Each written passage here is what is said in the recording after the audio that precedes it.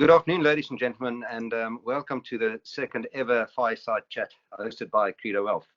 I fully realize that this is probably the only thing that stands between you and your dinner this evening, so I promise that we will keep proceedings to under an hour. Just briefly, for those of you who may not know Credo Wealth very well, we're an independent wealth management business which was founded in London in 1998. And we have assets under management today of approximately £3.7 billion, serving approximately 6,500 clients across the UK, South Africa, and elsewhere. My name is Deon Gouws. I'm the Chief Investment Officer of the firm. And when I'm not in solitary confinement in London, I'm based at our head office in Marylebone. It gives me great pleasure tonight to welcome the special guest that we have with us. Stephen King is Senior Economic Advisor at HSBC Holdings, where he acted as Chief Economist from 1998 until 2015. Today, he works as a journalist and consultant, and he was also a Specialist Advisor to the House of Commons Treasury Committee until 2017. Having said all of that, Stephen is perhaps best known, however, as the author of horror stories, specifically those of the economic variety, with rather disconcerting subtitles such as Emerging Threats to Western Prosperity, and most recently, The End of Globalization. We'll talk about this book of Stephen's a little bit later. Stephen has that rare ability to tackle a big topic and explain it in a way which even the layman can understand, which is why the Evening Standard newspaper in London gave him a weekly column distributed free on the tube, in which he tackles big economic issues and global affairs and breaks them down in a way that both the city slicker as well as the construction worker on the tube can relate to. Stephen is indeed a man of many talents, and had he not stumbled upon the wonders of economics when encountering a schedule clash in trying to finalize his A-level subjects, he may have been a concert pianist today. And with a little bit of luck, we may even see those skills on display a bit later this evening. So Stephen, thank you very much. Welcome. And to begin with, can you tell us how tired do you get of being compared to that other Stephen King? You know something, it happens an awful lot. In one sense, this is good news for me, because if people think I'm the other Stephen King, they might buy my books hoping to get a proper fictional horror stories. I suspect it's boosted my book sales more than it's boosted his book sales. So I don't really mind. I mean, some people sometimes say to me, are you Stephen King, the author? And I sometimes say, yes, I am, because that sort of shuts things up. I can now prove it, of course, by having written 3 books, but it's absolutely fine. Whilst on the topic of how tired you may be of certain certain conversations, how do you feel about the lockdown after having sat at home now for the last 10 weeks, like most of us? It's an unusual experience in some ways, because my normal life, I'm sort of flying around the world and speaking at conferences and being on the stage and giving talks and so on. So being stuck at home is a little unusual, but I guess we're all getting used to using Zoom and WebEx and all these other systems to keep us connected with what's happening elsewhere in the world. My hair, of course, is becoming even more explosive than it was previously, so I haven't had it cut for quite some time.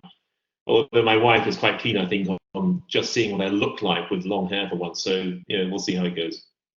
That's good.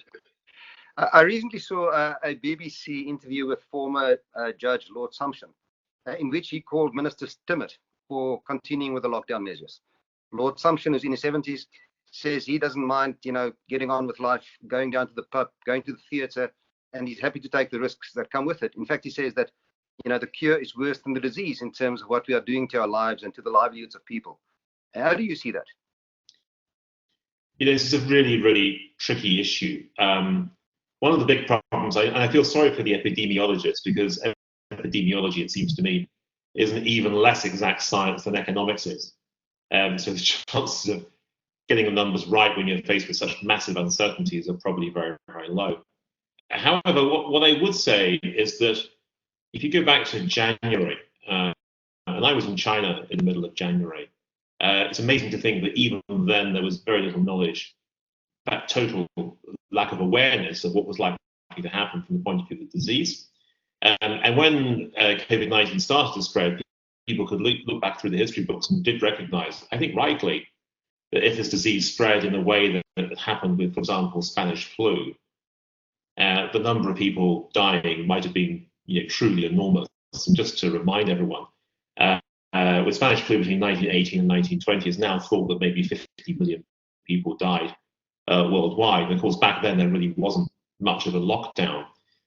This time around, in one sense, the lockdown reveals how incredibly interconnected our lives are, because we know that the lockdown, in one sense, has succeeded only because we're not flying anywhere, only because people from China are no longer flying to Europe, the people from Europe are no longer flying to the US. But in terms of economic damage, the lockdown has done more than any post-war recession in terms of the economic contraction. And I guess only after a period of time will we discover whether this lockdown was a price that was worth paying. And obviously governments are making a big gamble here. They're hoping that by providing support to companies by furloughing workers, there's a reasonable chance that things will rebound to something not perfectly approaching, but getting close to what was true before the virus ever came along. Now, if that happens, then you might say the lockdown was worthwhile. If it turns out that the degree of scarring is very, very high indeed, and we just don't know at this stage how much scarring there will be. If the scarring is very, very high indeed, then I think people look at the lockdowns and say, was this just an example of sort of mass panic, and actually it wasn't necessary after all. But frankly, we're dealing with a situation of huge, huge uncertainty of a kind that we haven't really seen for many, many decades. And with that kind of uncertainty, it's not surprising that policy makers themselves are struggling to work out what the right answer actually is.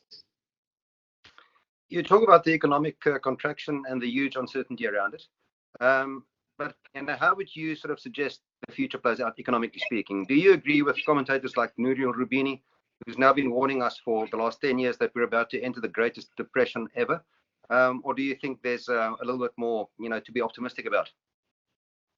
Well, I know Nouriel, and of course he has dined out on Dr. Death projections for quite a long time.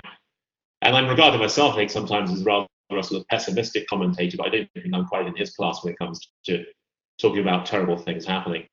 Look, the bottom line is that we don't know as yet how much scarring there will be. What we do know is the lockdowns will create contractions which are as big, possibly in some cases bigger than was true during the 1930s. And for those who don't know, I mean, if you look at the US, the economy fell by about 40 or 50% in nominal terms, so taking together both volumes and prices during the Great Depression. The UK had a much better experience relatively than the US, but nevertheless, the contractions were huge. When you look at the numbers that people talk about now for the second quarter of this year, they're pretty close to, if not worse, than was true during the Great Depression. What we don't know as yet is the extent to which economies can rebound. And one difference, I suppose, is the financial system, to date at least, looks to be more secure than was true during the 1930s. We haven't seen multiple bank failures, for example.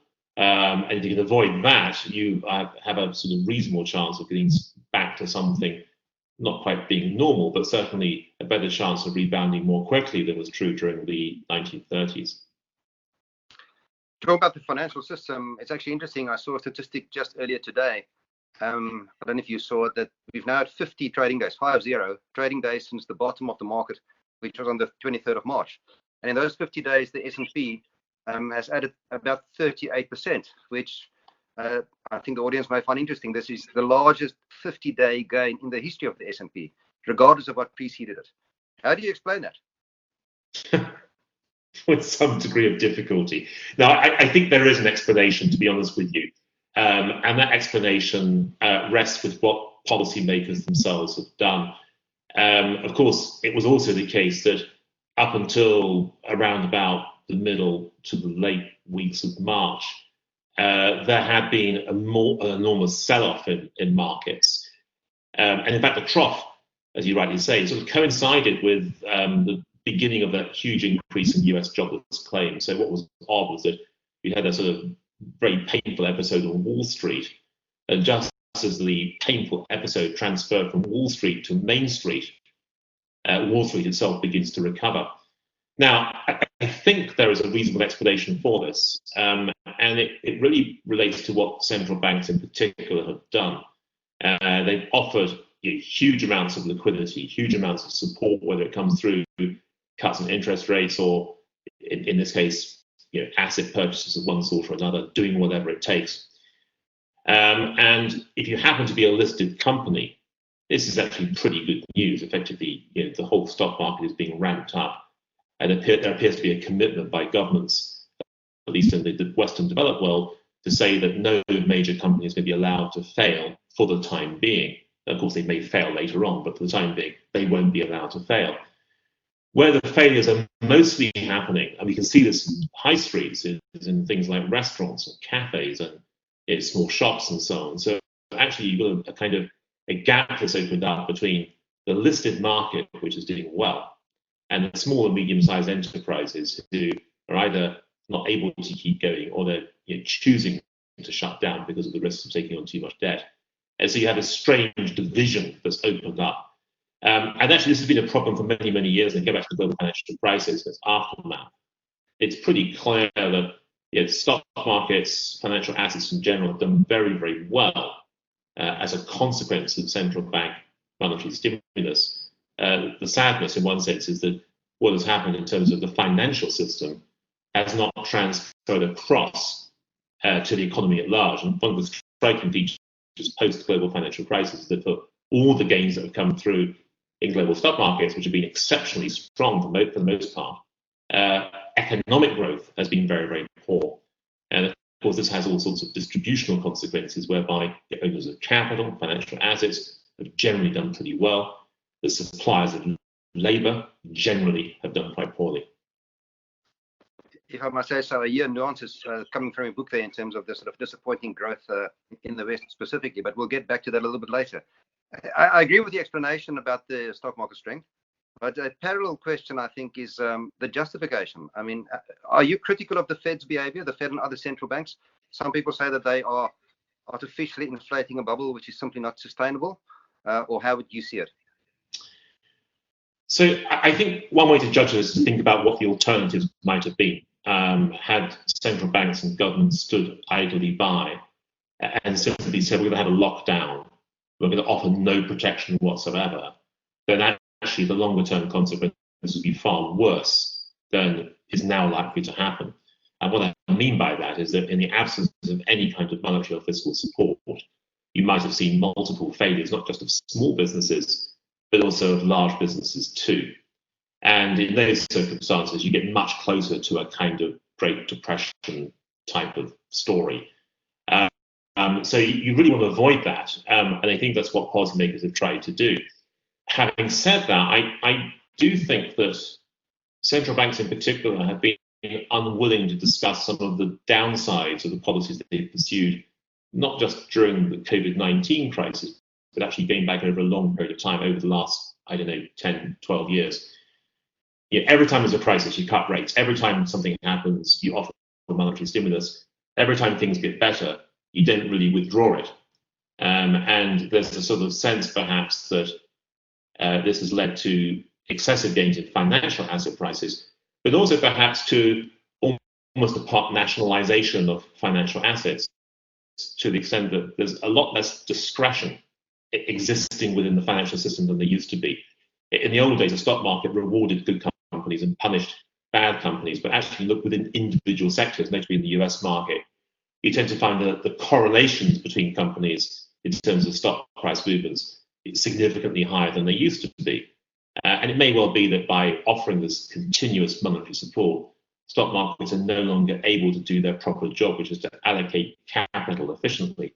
And I personally wonder whether this may be one reason why productivity gains have been so disappointing in recent times, that the kind of creative destruction that arguably is associated with capital markets is just not being allowed to work in the usual way.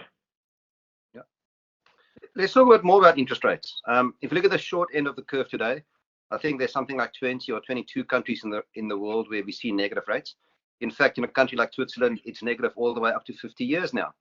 Yeah. In your book, The Grave New World, you say that the economic and political consequences of negative interest rates have not been fully thought through. And of course, you've had about 3 years to think about it since you wrote those words. And in fact, I saw that just this week you wrote something in the Evening Standard on this topic. Can you perhaps expand on that? Yeah, of course. So, first of all, central banks want to tell us that they still have power. And if you get down to zero rates and inflation is still too low, one way to demonstrate that power is to take rates into negative territory. Now, for those of us who live in the real world rather than the sort of nominal world, you might say, well, we've been there before. We were there in the 1970s when inflation was significantly higher than nominal rates. So it's the same kind of process. But there is something unusual about negative nominal interest rates, which of course is the presence of cash. Cash, by definition, gives you a zero nominal rate. And a little thought experiment will tell you that if you went too far in a negative direction, eventually people would just remove their money from the banking system and bury it in the garden or stuff it under the mattress or put it into a vault somewhere. And the banking system itself would collapse. So there's something peculiar about negative nominal rates, which is not quite the same as negative real rates. But actually, I think the biggest problem with this is that unless you can demonstrate that negative nominal rates are going to generate faster growth, and frankly, the example you gave of Switzerland or maybe the Eurozone doesn't really offer that demonstration, then you've got a bit of a problem, which is that the way it works in the absence of decent growth, it's a redistributional device. I mean, if you happen to be a borrower, you are benefiting from negative nominal rates. You're being paid to borrow.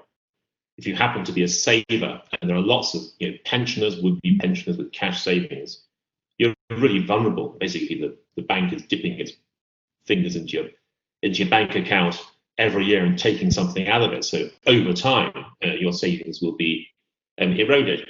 And actually, I think in the absence of decent growth, this is really more a fiscal rather than a monetary decision. I mean, you could re-describe this in fiscal terms and say that what you have is a wealth tax, but what you're doing is taxing people with cash savings and redistributing that to those who might want to buy a house, for example, through the equivalent of, say, mortgage interest relief or something like that.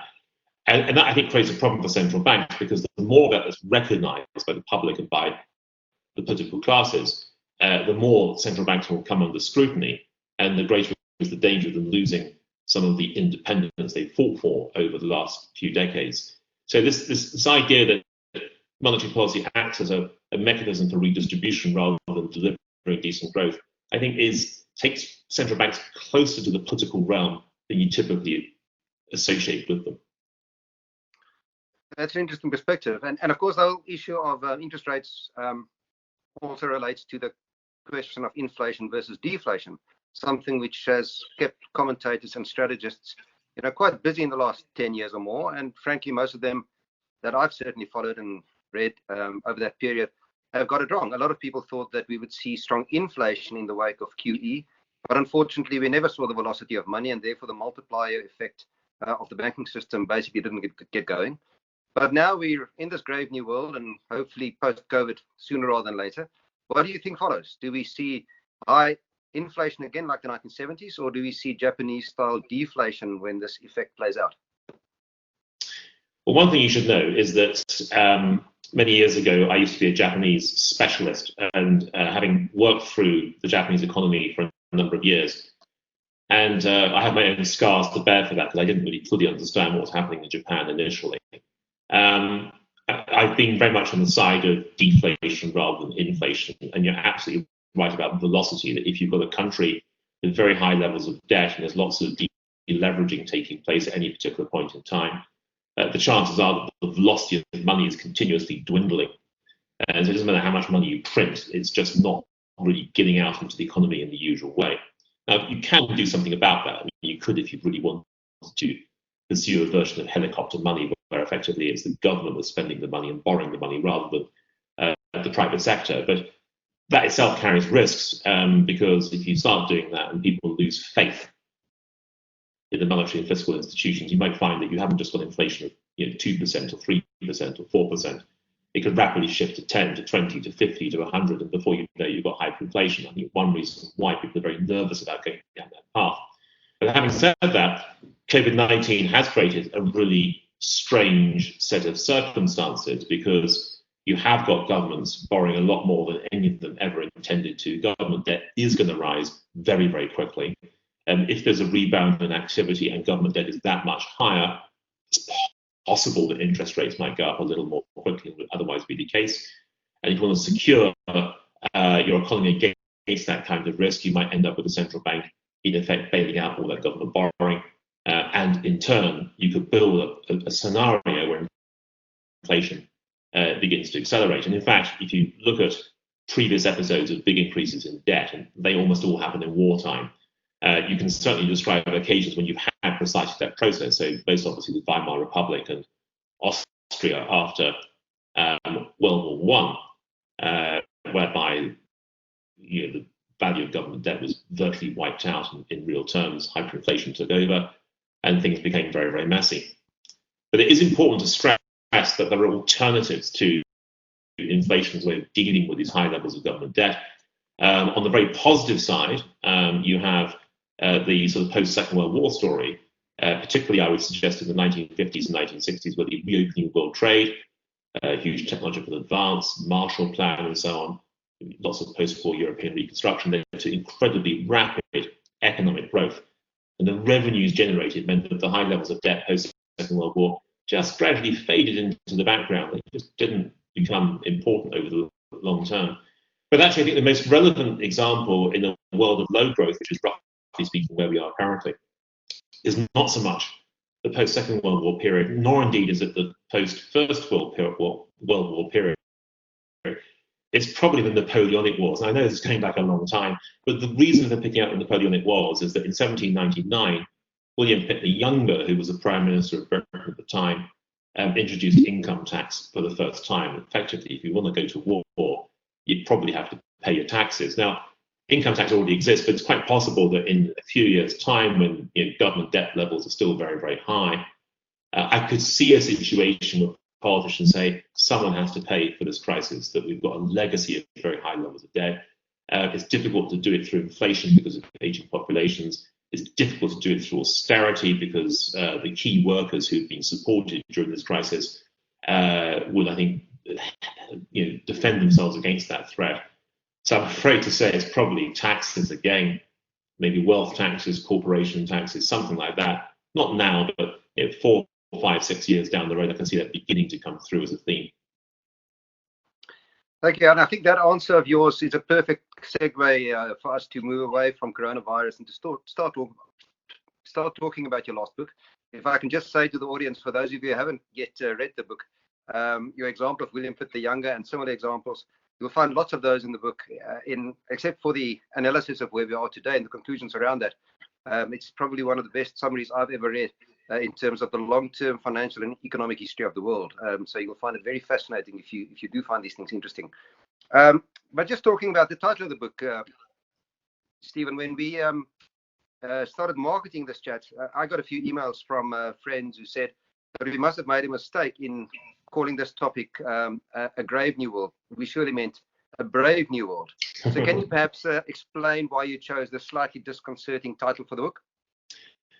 Well, it rhymes with brave. That's a simple answer. And I was describing something that I thought was quite grave, and I just thought it was quite a nice little title. And actually, for the sake of people who are interested in sort of literary aspects of all this, Brave New World by Huxley is very much a sort of utopian nightmare. And 1984 by Orwell is very much a dystopian nightmare. And I guess that I was thinking that the world could be either one or the other in the years ahead. But the reason for writing it was that, 4 years ago, I did feel there was something beginning to change in terms of attitudes regarding globalization, that it was pretty clear that, across the world as a whole, many people being dragged out of poverty. Life was much better for many millions, maybe even billions of people as a consequence of globalization.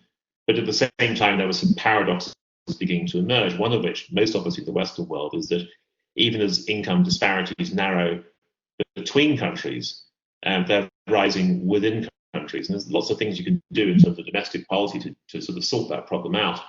But it's struck me that not many of the things were being done, and that it was more likely that a new narrative would begin to emerge, which would be effectively a narrative of blame and counter-blame, that country A would blame country B for its difficulties, and that throughout human history, the idea that globalization is an automatic process driven by technology is actually a false idea.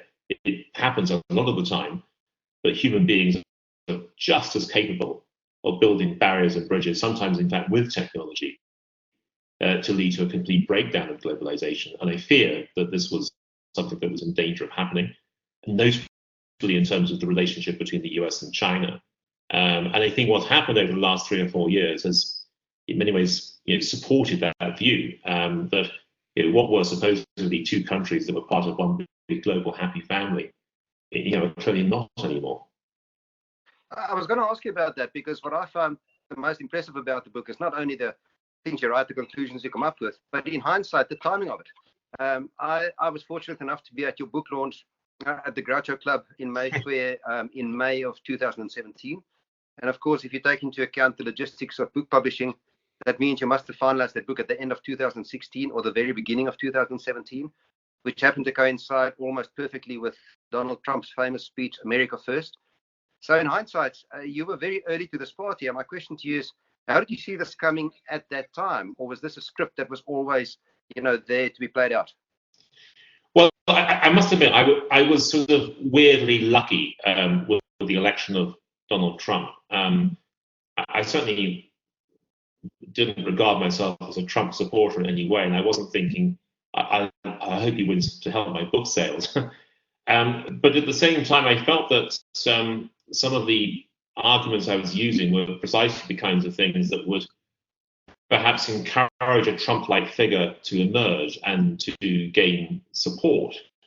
And it comes back again to this idea that I felt that globalization was not something that was guaranteed to continue. And the more reading I'd done on this, the more I sort of come to the conclusion that it was significantly at risk. Now, I have to admit that at the time when I started writing the book, Brexit was only on the far horizon. And if, for example, Brexit hadn't happened and Hillary had won rather than Trump winning 4 years ago, then perhaps the book would have disappeared without trace. So you might say that I got a little bit lucky in terms of the events that subsequently transpired. But nevertheless, I did feel and still feel that many of the themes of the book would have been relevant even in the absence of Trump's victories. And certainly the idea of the strong man and the strong leader beginning to emerge and beginning to dominate proceedings in different countries, that was something I felt was happening already. And when you look around the world, you look at Xi, or you look at Putin, or you look at Duterte in the Philippines, or Bolsonaro in Brazil, or whatever, you begin to realize that we've moved to a world that's in many ways rather different from the kind of let's spread happy, clappy, liberal democracy to the world and hope for the best. And I think, in particular, with China, 20 or 30 years ago, the West's hope was that China's economic development would lead to significant political reform. And the template there perhaps was Japan, and actually most obviously South Korea. But clearly China has had the economic development, but it hasn't as yet delivered the kind of political change the West was hoping for, which is precisely why we're in a very difficult situation currently. At the very beginning of the book, you make the bold statement that international organizations, which have governed the advance of globalization, are losing their credibility. You also state that they're increasingly seen to work for the few, not the many, which sounds a little bit like a labor sales pitch. Since then, of course, the US has indeed started stepping back from some of these organizations. How do you see this playing out going forward?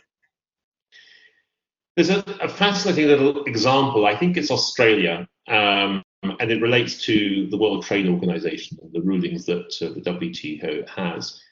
And it's a complicated story, but it basically boils down to the fact that Australia, or the Australian government, wanted to ban cigarette branding. So when you bought a packet of cigarettes, it wasn't just a case of looking for your Marlboros versus your Benson and Hedges or whatever it might be. You were presented with a series of completely blank packets.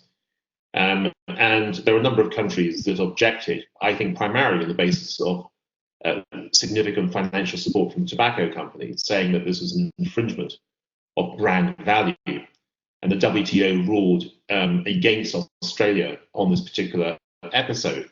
And the Australians were up in arms because their view was, well, we're perfectly entitled to protect the interests of our people's health, and yet we're being told we can't do that because it's an infringement of international competition and branding value. And it's those kinds of situations where you have an issue of national sovereignty versus a series of international rules that makes life a lot more difficult. And actually, I think today with COVID-19 and the World Health Organization, it's the same kind of difficulty that, here we have a situation where the Americans in particular are very keen to blame China for the outbreak of the virus. It is also the case that America has struggled to contain the virus to a much greater degree than appears to be the case in China.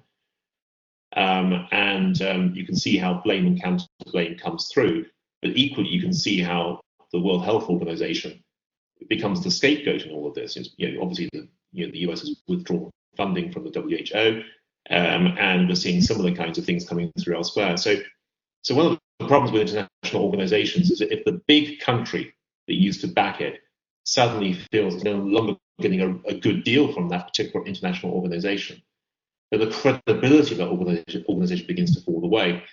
And a much more recent example is the Trans-Pacific Partnership, which was very much a US-led approach. The idea was to spread the kind of transatlantic values into a sort of trans-Pacific arrangement whereby the US was top dog. And it was a way effectively of making sure that countries in Asia and Latin America were kept under the sort of US umbrella rather than the Chinese umbrella. And the oddity of all this, of course, is that it's the Americans themselves that walked away from it. And I have to stress it's perhaps not just Donald Trump that would have done it, because Hillary Clinton was also suggesting she might renegotiate significant aspects of TPP. And the net result is that we have a much smaller version of TPP operating without the US. And meanwhile, the Regional Comprehensive Economic Partnership, which is a Chinese-led trade relationship with parts of Asia, has taken on greater importance. So it's almost as if we now have a series of international organizations which are not truly multilateral and which are competing depending on whether they're sponsored by the US or whether they're sponsored by China. Another example is the World Bank versus the Asian Infrastructure Investment Bank, which is basically a Chinese-sponsored institution. So you've got a lot of these examples of whereby the sort of international order is breaking down as both the US and China push for dominance in certain regions. You mentioned these US and Chinese concerns. Would it be fair to say that the tension between these two countries probably boils down to the biggest macroeconomic issue that the world is facing in the next decade or so? I don't think it's just macroeconomic. I think it's a huge geopolitical issue as well. And I'm reminded of a comment that Hank Paulson made. I was at the Bloomberg New Economy Forum in Singapore just over a year ago, a year and a half ago now. And he was talking about the dangers of there being a sort of new iron curtain being created, a new sort of Cold War beginning to materialize in the world. And it's possible he's going too far, but the fact that a senior former US politician is making these kinds of statements is itself, I think, really quite revealing.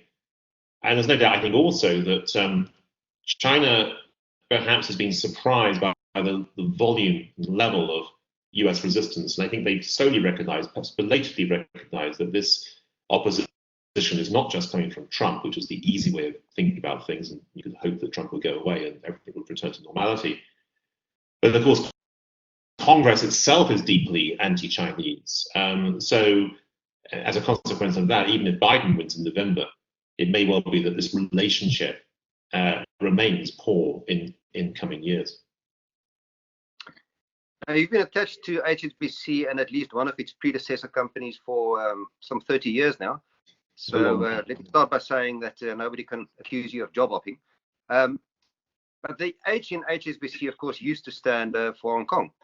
And you must have traveled to Hong Kong, and you mentioned your travels to China and elsewhere so many times over the last number of years. How do you see the tensions in this region playing out? Well, we're not in the easiest of situations currently, are we? Let's face it.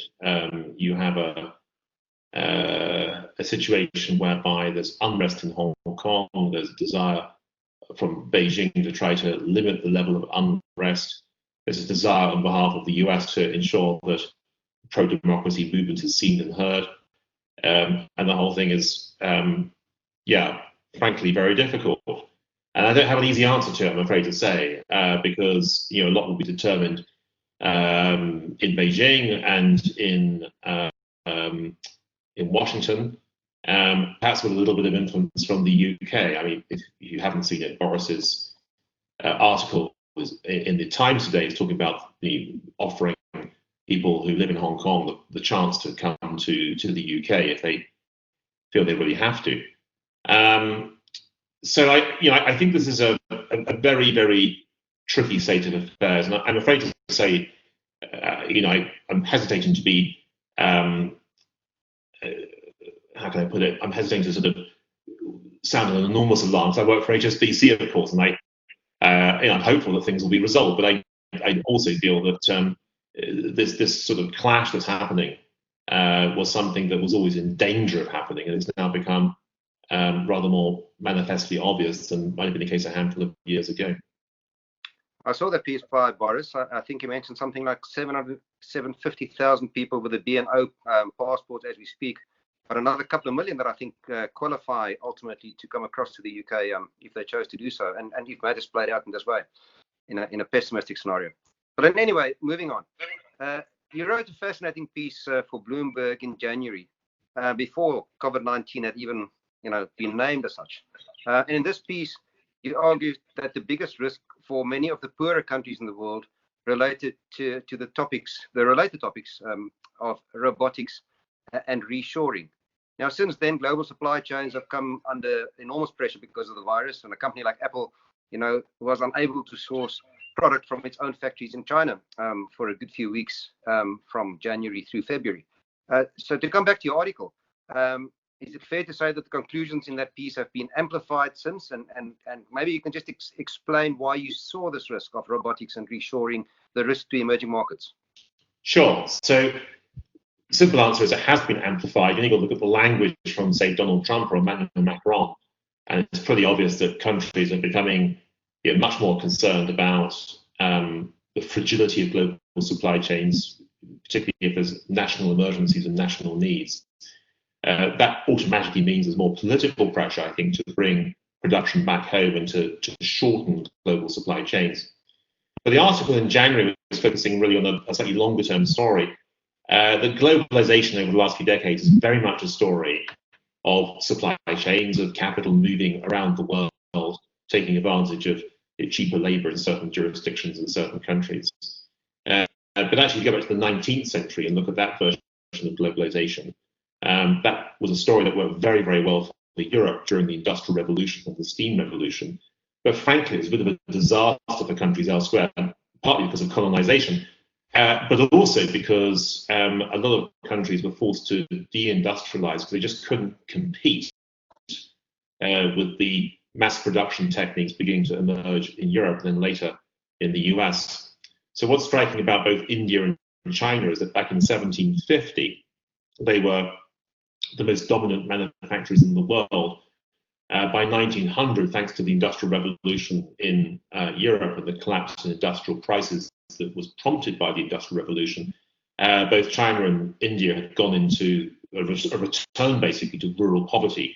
That every gain they previously made had been reversed. So their experience of globalization in the 19th century was actually pretty poor. Now, the point about this is that the equivalent of the Industrial Revolution and the Steam Revolution back then is probably robotics and AI today.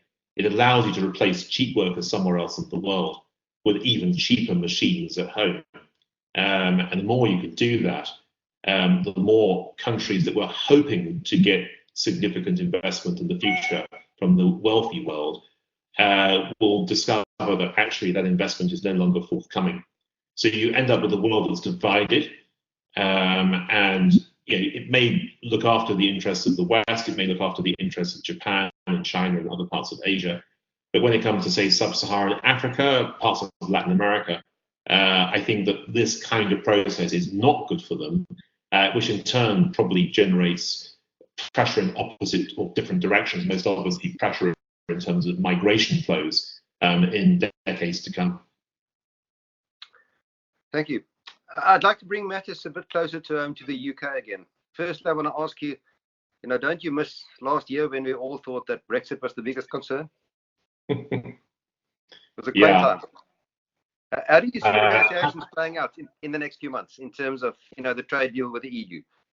So happy days back last year when life was so simple. We just concentrated on whether we hated each other because we were invaders of Brexiteers. Yeah, it's amazing how, if you like, the economic consequences of Brexit have been totally swamped by the economic consequences of COVID-19.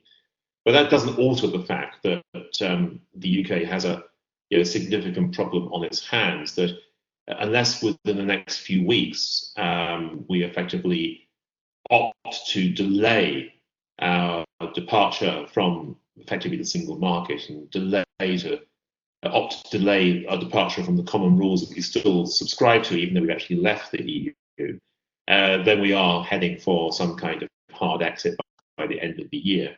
And you might think, well, that on top of COVID-19 is not exactly the best situation to be in. Now, it's possible that by the end of the year, even if we lose our proper relationship with Europe, it's possible that there could be the promise of trade deals with countries elsewhere, most obviously I would suggest with the US, which I think would like to have some allies in its fight against the rest of the world, and the UK is a country that may be desperate to find friends, and the US may be a friend to it. But I think what is interesting about that is that when you look at countries, if like the UK's top 10 export markets by volume or indeed by value, the top 10 are dominated by Europe. There's only 2 countries outside of Europe that are in the top 10, one of which is the US, which is our #1 export destination, and the other is China, which is about 7th or 8th. In an ideal world, what you want is to say, well, even if it turns out that we don't have a trade deal with the EU, at least we can do a trade deal simultaneously with the US and China. And I'd like to suggest, it's pretty obvious now, of course, that the chances of striking deals with both of the superpowers simultaneously, I think that's very low indeed. Now, if you're thinking what makes good policy sense, probably is to say we'll delay our departure from the single market for longer as a consequence of COVID-19. No one saw it coming. Everyone's been focused on this particular pandemic. No one's had time to deal with the whole issue of the single market and so on. But I sort of wonder within government whether there's a fear that if you do that, the whole thing begins to backtrack, and before you know it, we're sort of being dragged back into the EU fold in some strange way. So I certainly think and know that there are people in government and in the Conservative Party who take the view we must leave whatever the circumstances are by the end of the year. And that, I think, would obviously, reduce the chances of recovery in the UK compared with the rest of Europe in 2021 and beyond. I have to agree with you. Based on everything I see and read, there doesn't seem like there's any political will in the ruling party to delay matters. So yeah, probably in for a bit of a hard time. If you look at it from the other side, what do you think of the longer term viability of the EU itself? And I want to bring you back to your book again, because you talk about the return to individual nation states with all that entails, things like hard borders and their own currencies. So what do you think about the future for the not only for the EU, but also for the euro? So it's very difficult, in my view, to have a successful monetary union without some kind of fiscal union too. And the example I used in the book was an American example. Imagine that Washington is abolished and that each of the 50 states of the US becomes an independent state. But imagine they're still in a sort of dollarized area. And once you're an independent state, you're much more familiar with the flow of funds from your own country or your own state to states elsewhere. And you're also a sovereign power now, so you can choose what you do about this sort of stuff. Now, of course, we know that money flows via the federal system indirectly from Massachusetts, which is a very rich US state, to Mississippi, which is a very poor US state. But if Massachusetts had its independence, my guess is that it would choose not to send that money to Mississippi and tell the people of Mississippi to get their act together. And that's my guess as to what Massachusetts might say. I'm not saying it's right. I'm simply saying that I think is the political reality of what's going on. And in one sense, the Eurozone is like that story because Germany is the equivalent of Massachusetts, and Greece or Italy perhaps are the equivalent of Mississippi. And the way the US deals with it is, it's that sort of Hamilton moment, is the idea that there has to be a federal government in place that sets the rules, that tries to bring some level of fairness or support or whatever, because everyone is a fellow American. Obviously, this week, a story that isn't working terribly well, but in principle, that's what is supposed to be happening. And in Europe, it may be that what Merkel and Macron have come up with over the last few days is a step in that direction, a higher level of fiscal federalism. Although it's still a little unclear as to precisely how European-wide or Eurozone-wide tax revenues would be raised. But they've done it partly because I think they recognise that with Britain having left, there is the possibility politically that other countries might choose to go as well. And there's no doubt that you look at the opinion polls that the Italians in particular do feel that partly as a consequence of COVID-19, but also because of continued economic stagnation in earlier years, that their life on the euro has been pretty rough compared with others. And so I think there's certainly political pressure within Italy to break away. They could possibly find a way of doing so. And I think that Germany and France, perhaps belatedly, have woken up to that risk. And it boils down to a very simple story, which is a problem actually across the global economy, which is that creditor nations and debtor nations are really two sides of the same coin. But when things go wrong, it's always the debtor nations that have to pick up the pieces, and the creditor nations simply say, nothing to do with us.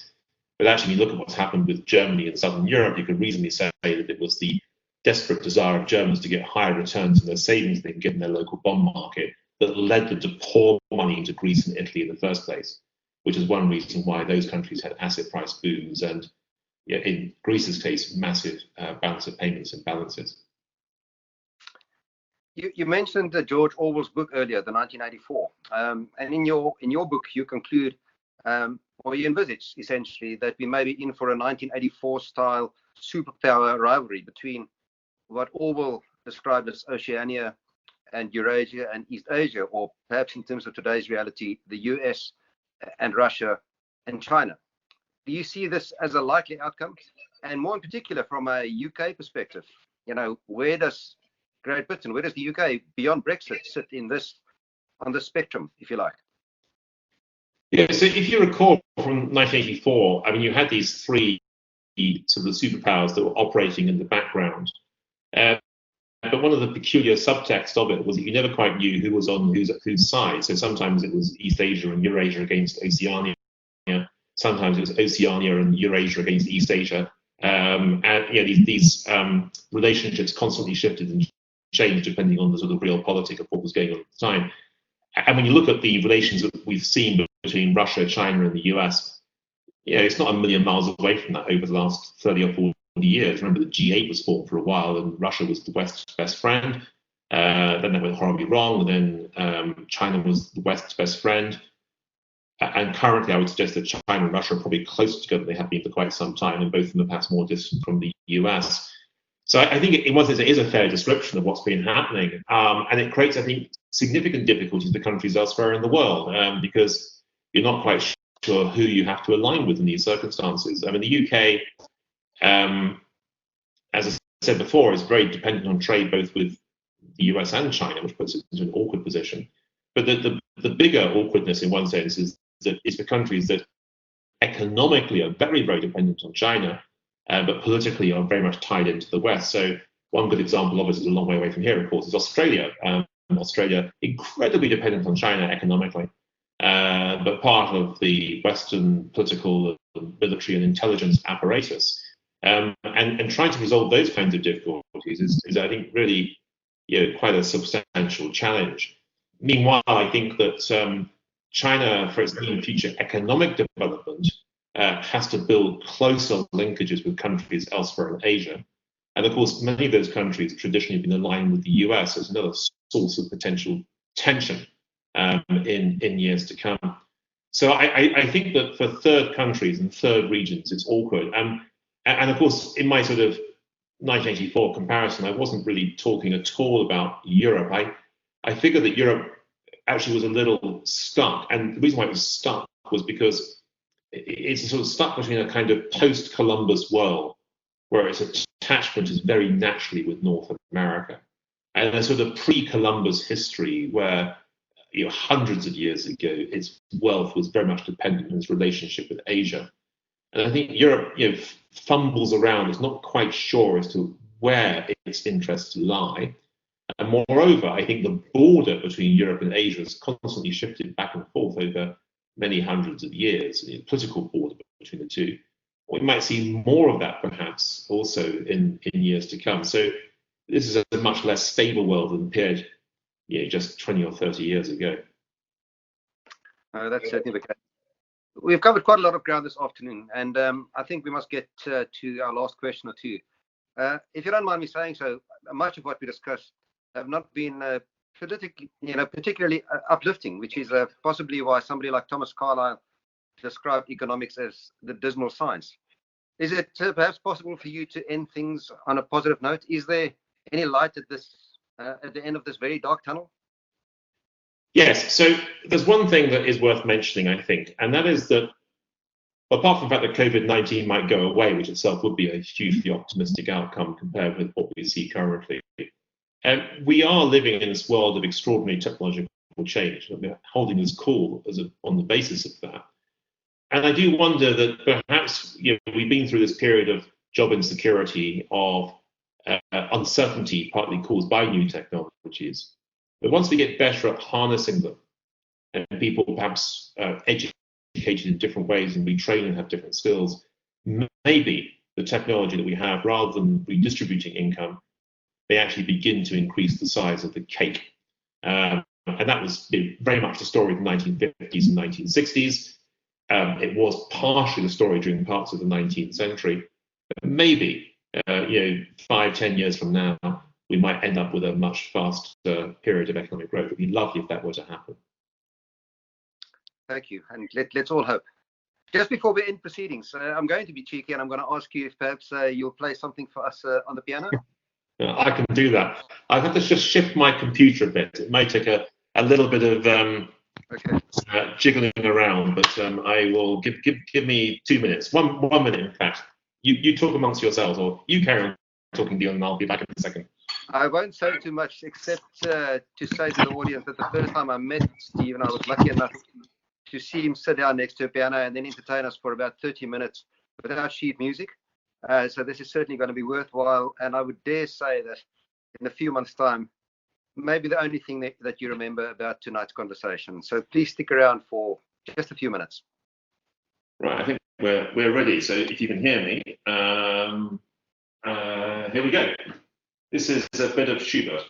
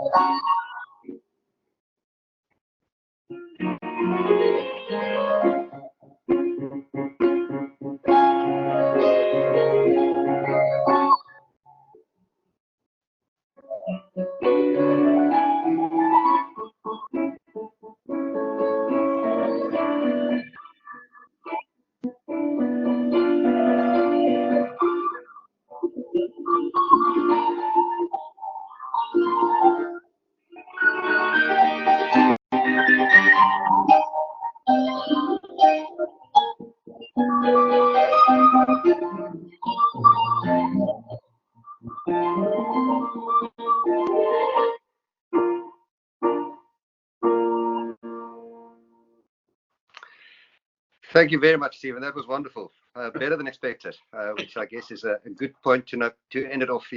Especially when chatting to an economist. Thank you very much. And all that remains for me is to thank our audience as well.